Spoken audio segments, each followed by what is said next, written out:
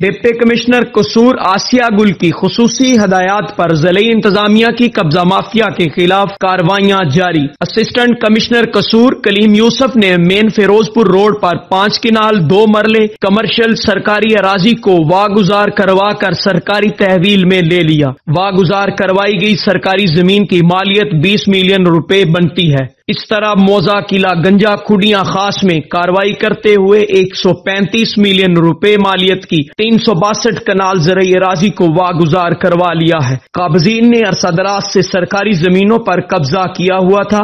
اس کے علاوہ assistant commissioner کا اینٹوں کی ناجائز منافع خوری اور آلودگی کا باعث بننے والے بھٹوں کے خلاف کریک ڈاؤن، 7 بھٹے سیل جبکہ 48,000 روپے کے جرمانے عائد کیے گئے۔ اسسٹنٹ کمشنر نے محکمہ ماحولیات ریسکو 1122 اور پولیس کے ہمراہ مصطفیٰ آباد، فیروز پور روڈ، نظام پورہ، دیپال پور روڈ اور دیگر جگہوں پر اینٹوں کی مقرر قیمت سے زائد وصول کرنے اور آلودگی کا باعث بننے والے بھٹوں کے خلاف کارروائی کرتے ہوئے 7 بھٹوں کو سیل کر دیا جبکہ 48,000 روپے جرمانہ عائد کیا۔ جن بھٹا جات کو جرمانے اور سیل کیا گیا ہے ان میں Haji Iqbal bricks, Nasir bricks, Asghar bricks, Humayun bricks, Manzoor bricks وغیرہ شامل ہیں۔ کیمرہ ٹیم کے ساتھ ملک محمد عمران، بڑی خبر HD نیوز۔